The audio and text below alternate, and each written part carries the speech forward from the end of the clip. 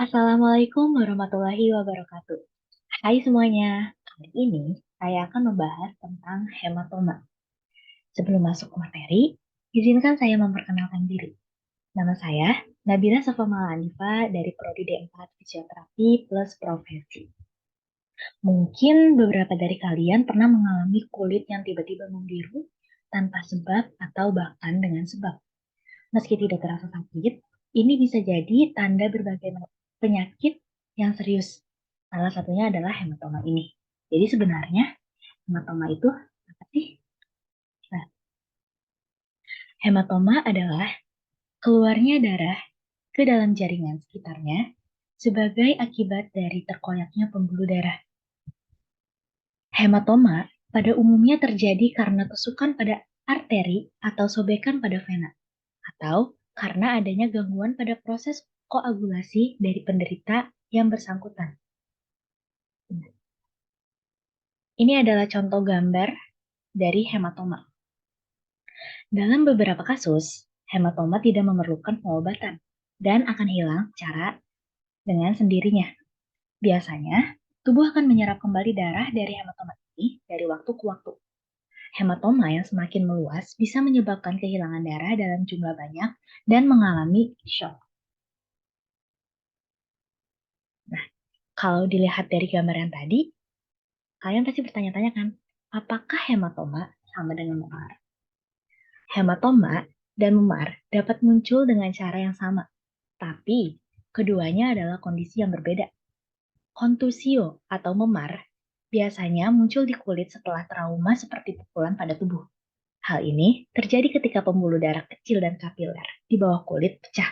Sedangkan hematoma adalah penumpukan darah abnormal atau di luar pembuluh darah akibat rusaknya pembuluh darah yang menyebabkan darah bocor ke jaringan tubuh lainnya.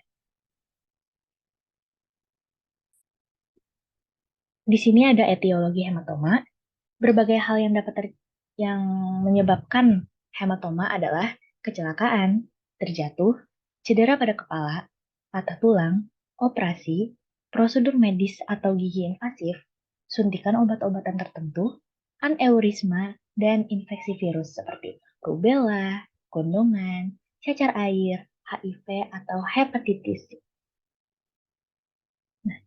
Sebagian besar kasus hematoma disebabkan oleh cedera ringan seperti terkilir atau terbentur dan cedera berat seperti kecelakaan dan patah tulang. Namun, ada penyebab hematoma lainnya seperti aneurisma, yaitu tonjolan atau pelebaran abnormal pada pembuluh darah.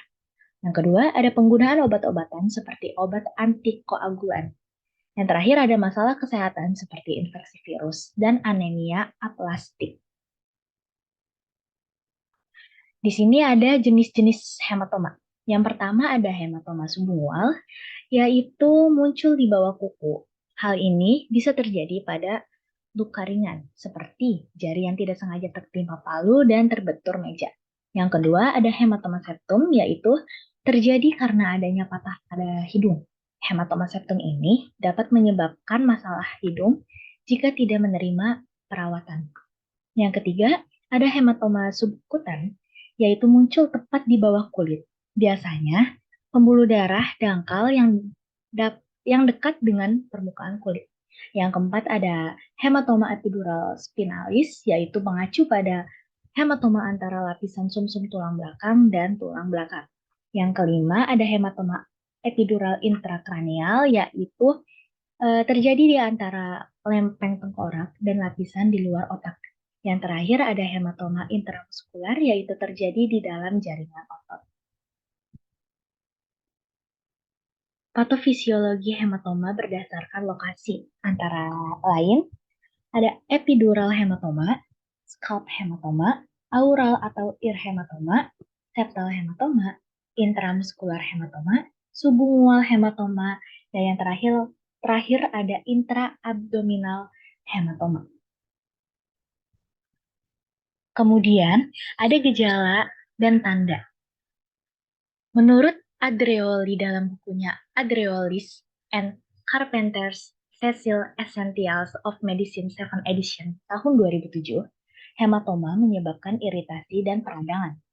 Hematoma yang semakin meluas bisa menyebabkan kehilangan darah dalam jumlah banyak dan mengalami shock. Gejala-gejala tergantung pada lokasi, ukuran dari hematoma, dan peradangan dari struktur organ yang berdekatan yang mempengaruhi. Berikut beberapa gejala yang dapat ditimbulkan. Yang pertama ada hematoma subdural, yaitu menimbulkan gejala seperti sakit kepala, masalah neurologis seperti kelamahan di satu sisi atau kesulitan berbicara, kemudian ada kebingungan dan kejang. Yang kedua ada hematoma epidural, yaitu menyebabkan gejala nyeri punggung, tubuh yang lemah, kehilangan kontrol usus, dan kandung kemih.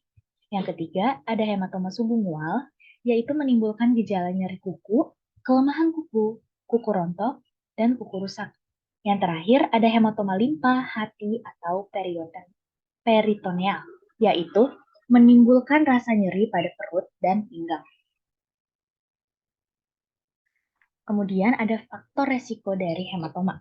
Yang pertama itu ada usia yang sudah tua, alami gangguan perdarahan seperti hemofilia, mengidap trombositopenia atau jumlah rendah dari jenis sel darah yang membantu menghentikan perdarahan, alami penyakit hati atau kerusakan hati, kekurangan vitamin C atau kalium, mengidap penyakit anemia aplastik, mengidap aneurisma, alami infeksi virus yang parah, terserang kanker darah, dan mengkonsumsi obat-obatan yang dapat meningkatkan resiko hematoma seperti antikoagulan atau pengencer darah. Kemudian ada penanganannya. Penanganan hematoma ini, pengobatan hematoma disesuaikan dengan gejala dan area yang terkena hematoma. Pada hematoma yang baru muncul di kulit tungkai atau lengan, biasanya pasien dianjurkan untuk melakukan teknik RICE atau rest, ice, compression, dan elevation. Ada juga cryoterapi dan kinesiotapping. Seperti yang dijelaskan, yaitu rest. Rest adalah mengistirahatkan bagian tubuh yang terkena hematoma untuk mempercepat penyembuhan dan mencegah gejala semakin parah. Kemudian ada ice.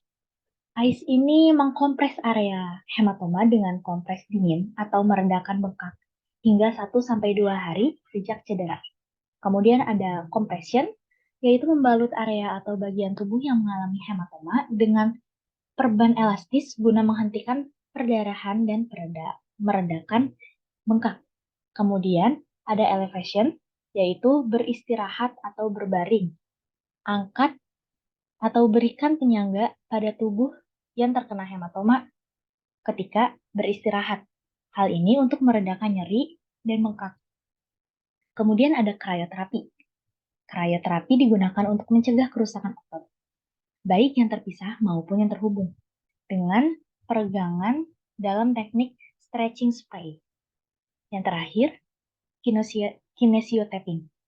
Nah, kinesiotapping ini adalah plester kesehatan yang digunakan untuk mengatasi berbagai masalah sendi atau otot. Kinesiotap bermanfaat untuk mengurangi nyeri akibat cedera. Saat ditempelkan di kulit, kinesiotap secara perlahan menarik lapisan atas kulit, lalu menciptakan ruang antara kulit dan otot. Terbentuknya ruang ini diyakini dapat meredakan tekanan saraf di bagian otot yang cedera, sehingga nyeri pun berkurang. Seperti yang telah disebutkan pada poin utama, perekatan kinesiotap ke kulit akan mengangkat lapisan kulit paling atas dan menciptakan ruang antara kulit dan otot. Sekian yang dapat saya sampaikan. Terima kasih. See you.